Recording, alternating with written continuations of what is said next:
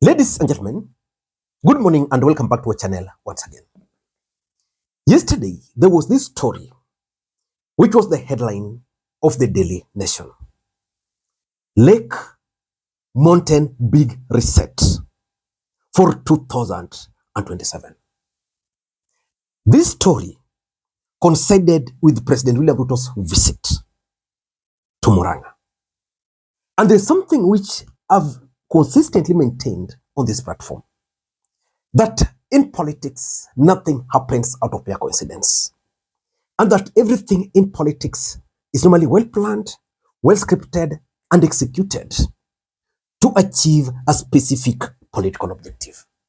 Nothing in politics just happen for the sake of it. Why do you think William Ruto rushed back to the mountain? The truth of the matter is that William Ruto rushed back to the mountain because numbers are not adding up.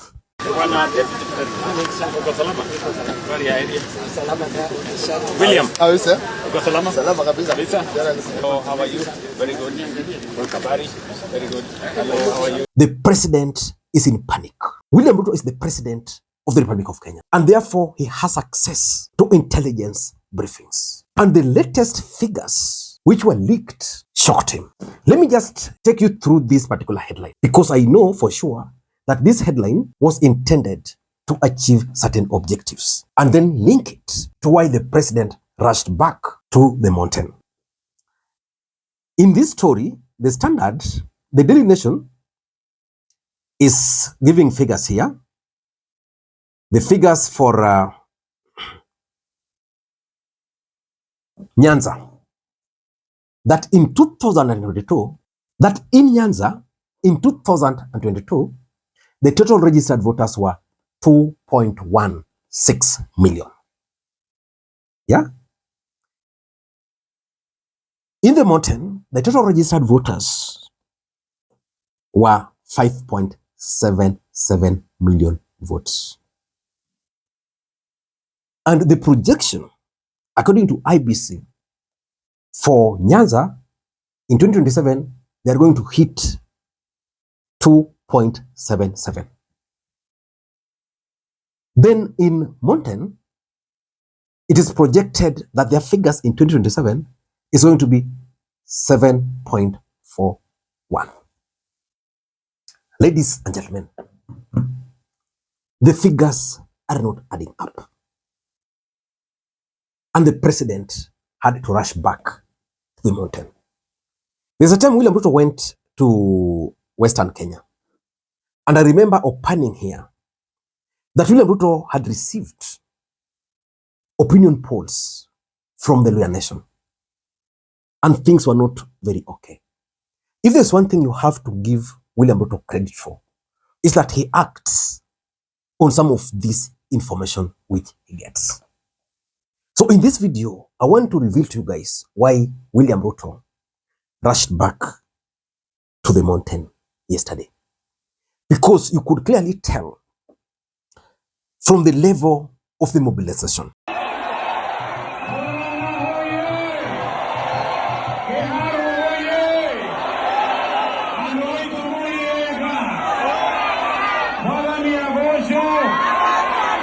Bwana Yesu asifiwe. Simunisalimia hivyo wangwana wa Keharo na Muranga nione. Waswahili wanasema hayawi hayawi. Ni leo ama si leo? Ni leo ama si leo? Hii ni Keharo na Muranga. Basi, ndugu zangu, watu wa Muranga, watu wa Keharo, leo mimi nimefika hapa kwa sababu ya mambo ya maendeleo ya Muranga.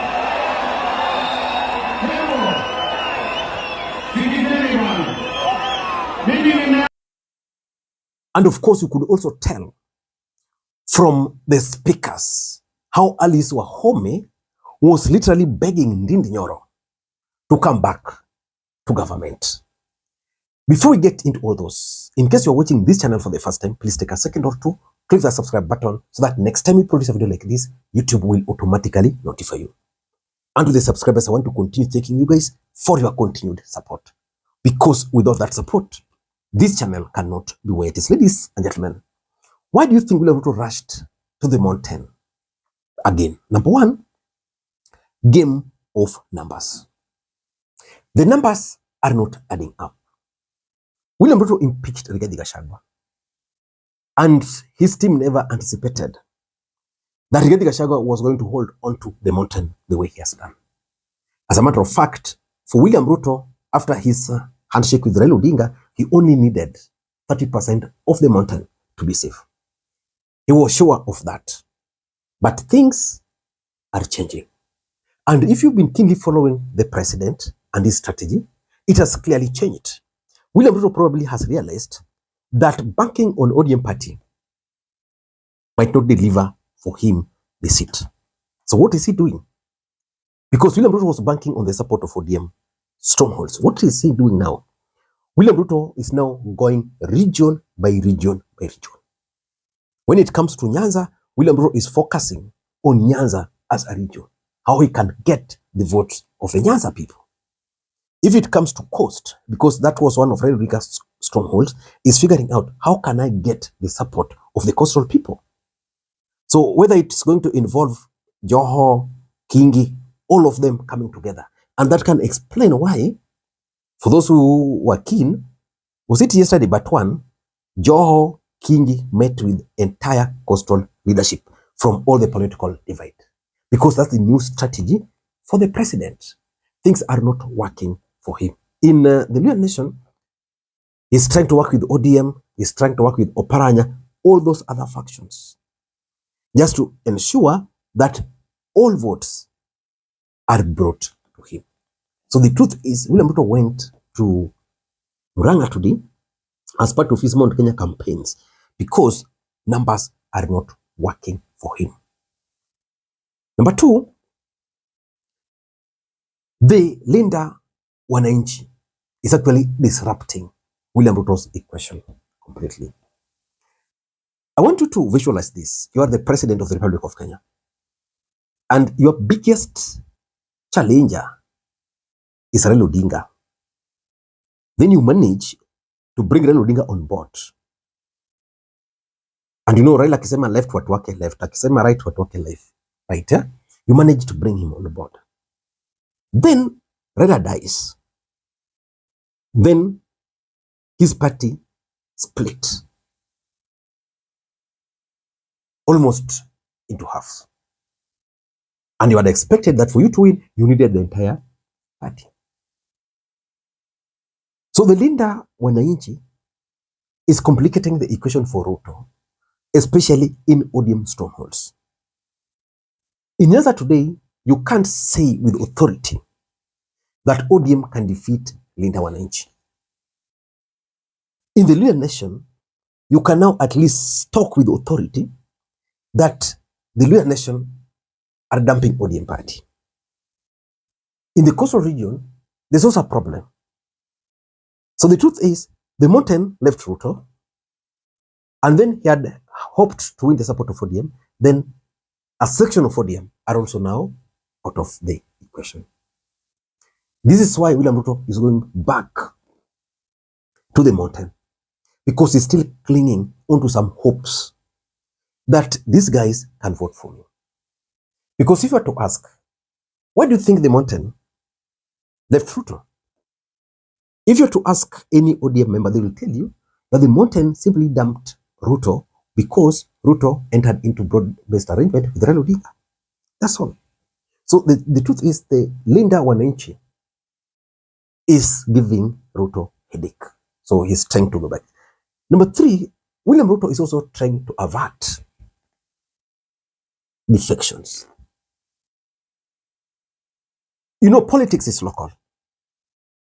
And most of the local leaders, especially from the mountain, are feeling the heat. The heat is too much in the kitchen. And they're looking at options. Do we go to Rigathi? Do we go to Uhuru? Or do we just bolt out? Some of these guys have stood with Ruto But they know if they mess, they'll go home. So to avert the defections, what is he doing? Simple. The president is coming to the region and is ensuring that you are part and parcel of his team. He's mobilizing so that if you go there, you see huge crowd. And of course, with the Mbere North and the 2 by-elections of the MCS in Mbere North, he can convince them. But the intention is to avert the defections. And number 4, William Ruto still believes that he can still win the mountain, that he can push those numbers to 30%. My unsolicited advice to the president has always been one: Mr. President, the mountain is gone. There is nothing you can do to persuade the mountain to vote for you. Nothing. They have gone and they are gone. Ladies and gentlemen, William Ruto is also looking at the Rigathi Gachagua and Uhuru Kenyatta's fallout over Olkalau, and is looking or exploiting the opportunities to try and take advantage of that fallout.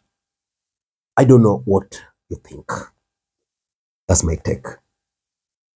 I don't know what to think. That's my take. Until next time, this is Lee Makwiny.